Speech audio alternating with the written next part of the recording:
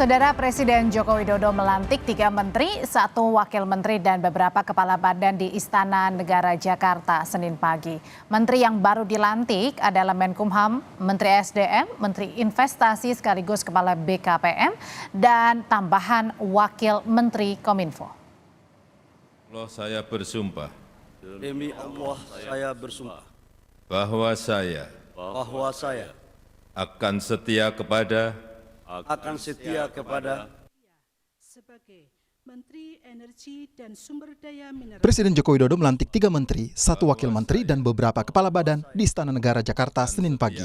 Menteri yang baru dilantik adalah Menkumham, Menteri ESDM, Menteri Investasi sekaligus Kepala BKPM, dan tambahan Wakil Menteri Kominfo.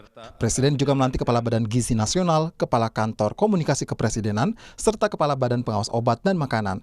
Pengangkatan Menteri, Wakil Menteri, dan Kepala Badan dilakukan jelang 2 bulan berakhirnya masa jabatan Presiden Jokowi. Menteri SDM Bahlil Lahadalia menyebut akan melanjutkan capaian kerja dari Menteri SDM sebelumnya Arifin Tasrif.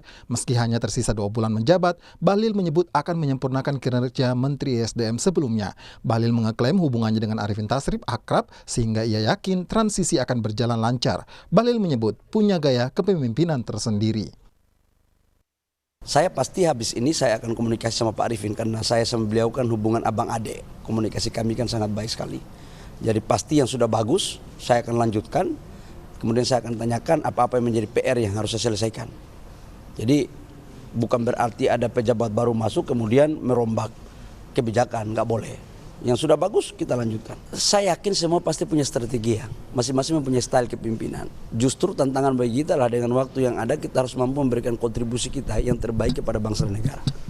Kata saya. Ketua DPP PDI Perjuangan Said Abdullah menyatakan reshuffle merupakan hak presiden meski kader PDIP hengkang dari kabinet Jokowi Ma'ruf. Namun PDIP memastikan akan mengawal pemerintahan hingga akhir pemerintahan Jokowi Ma'ruf. Pertanyaannya apakah ini bagian dari menyingkirkan kader-kader PDI Perjuangan? Kan PDI Perjuangan sudah mewakafkan. Silakan yang diwakafkan itu mau dipakai lagi, tidak dipakai lagi bagi PDIP. Tidak ada masalah sedikit. Kalau mau, kami sebenarnya dengan hak prerogatif Ibu Ketua Umum, kan sejak awal sudah ditarik menteri-menteri itu. Tapi Ibu tidak melakukan itu. Karena apa? Ya Ibu Mega pun sebagai Ketua Umum yang diberi prerogatif tetap menjalankan amanah Kongres. Direktur Eksekutif Trias Politika Strategis Agung Baskoro menyebut perombakan kabinet syarat muatan politis. Agung menyebut perombakan dilakukan untuk mengamankan legasi Jokowi di masa transisi. Memang erat kaitannya juga ya dengan beberapa suksesi kepemimpinan di internal partai seperti Munaslup Golkar, Kongres PAN dan Nasdem, kemudian Muktamar PKB. Ya, Menkumham menjadi posisi yang sangat strategis karena memberikan arahan ya pengesahan baik dalam konteks ADART maupun kepengurusan partai yang baru.